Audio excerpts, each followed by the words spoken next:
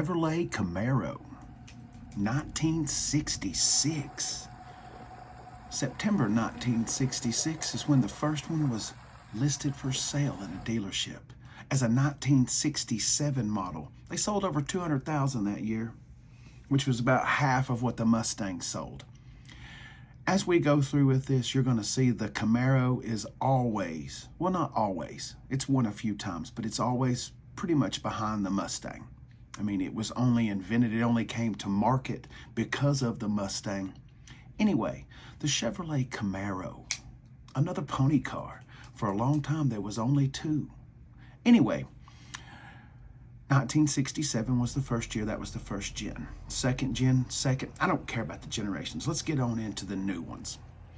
Let's see here. Chevrolet took the Camaro away in 02, I believe 02 or 03. And then it came back in 2010, I believe. And when it came back, it was raunchy as hell. It was awesome. It was put in Transformers, the movie Transformers. Bumblebee got a makeover. I mean, the 76 Camaro was great. I think it was a 76. That car was fantastic, but up against that 2010 yellow with them black stripes. Whew. I had a 2012. It was red. Mine was a V6 with a 6-speed manual transmission. That was the last car I had repossessed. Anybody that's listened to me any amount of time knows that I used to have a problem with some substances and some issues like that, and I used my car payment for other things. But anyway, let me tell you the one thing I do remember about that car. No windows, zero visibility. I think, like, you know those Route 44 size Sonic cups? I'm talking about them biggins. Like, this would be like a small cup. You know, them biggins. I'm pretty sure as you're coming through the window with that, you have to kick it to the side to get it through there, because looks like something Al Capone would have driven a Camaro, okay? Because you couldn't have seen him. Okay, it's awesome. It has a 6.2 liter V8. That's the SS version. It has 3 different engine options, like a lot of different cars. You have a 2-liter 4-cylinder. You have a 3.6 liter V6, which is actually kind of spicy. Everybody shits on V6s, and anyway, let's not get into the V6 V8 conversation today because I'm just not in the mood for it. And then the SS was the 6.2 liter. Now that's the Camaro SS. Then there was a Z28 model, and that was only for a few years. And that was a wicked, wicked car. I'm talking, we'll do some research on that. I want to say it was like a 17, something like that. Anyway, when it came back in 2010, that would have been the 5th generation. Fast forward a few years and they went to the 6th generation. It just kind of changed the front end and the back end, changed a few interior bits, just like a warm over, like a makeover. Not a new Camaro, just a warm over. Remember, the Camaro is always going to play second fiddle, not only to the Ford Mustang, but it's going to play second fiddle to the Chevrolet Corvette as well. Because the Corvette is General Motors' golden child. It will always be the golden child. That's Eddie Murphy. Anybody ever seen I want the knife? Anyway, I love you, Eddie. Anyway, sorry, I got completely off track. Where were we going? The nitro yellow. Okay, 1LE. The 1LE package, if you ever see a Camaro with just a black hood, sometimes they wrap them for whatever, but that usually means something. That means nastiness. You can get a 4-cylinder 1LE, you can get a V6 1LE, or you can get a 1LE like you're seeing right here. Some of the V8 models. You can get a manual, you can get an automatic, Alcantara seats, or Alcantara suede on the shift knob, the steering wheel, the seats, Recaro seats, by the way. The 10-speed automatic transmission in there. You know that's the Ford Mustang transmission, right?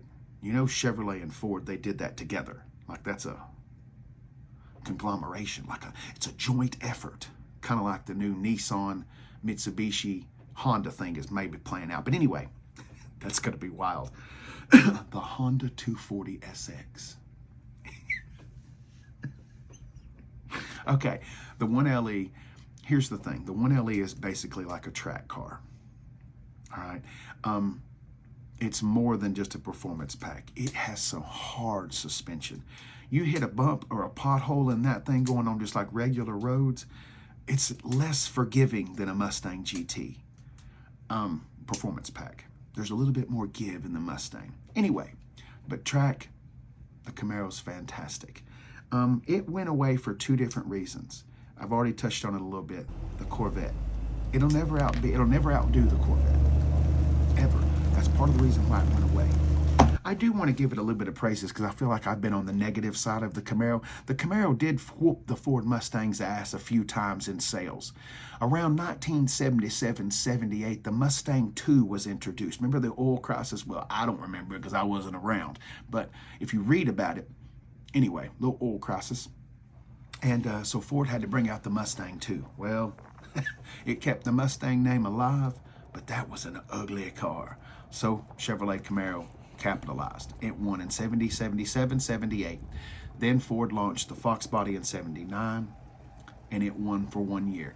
Then Chevrolet, it won for 2 years. Then the Chevrolet Camaro came out in 82 with the third generation. That was a wicked car. Chevrolet won 82, 83, 84. Then the Mustang 5-liter took hold right there in the late 80s, early 90s. The Mustang was done. You know the Mustang Fox body was around for 14 years? A decade and a half. That's way too long for that car. Anyway, especially with the interior of that car. God, Fox body. I'm sorry, we're getting off a whole other tangent. We're going on Fox bodies. Anyway, 1992. The last year of the third gen, they had that sucker dialed in. There was a 25th anniversary car going on. A little bit of raised spoiler. Anyway, G series car, G spec cars, those were the ones. Those were the fast cars. Anyway, and then 93. I call it the rocket body. It's the beginning of the catfish body, but that was before they put them nasty headlights on it.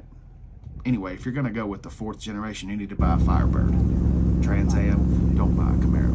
But 93, it did outdo Mustang sales again. Not by much, but it did outdo them. Sorry. Thank you, brother. I appreciate it. You can be a little bit different. A lot of guys are driving Challengers and Mustangs. The Camaro kind of went away quietly. 6.2 V8, they still make some noise.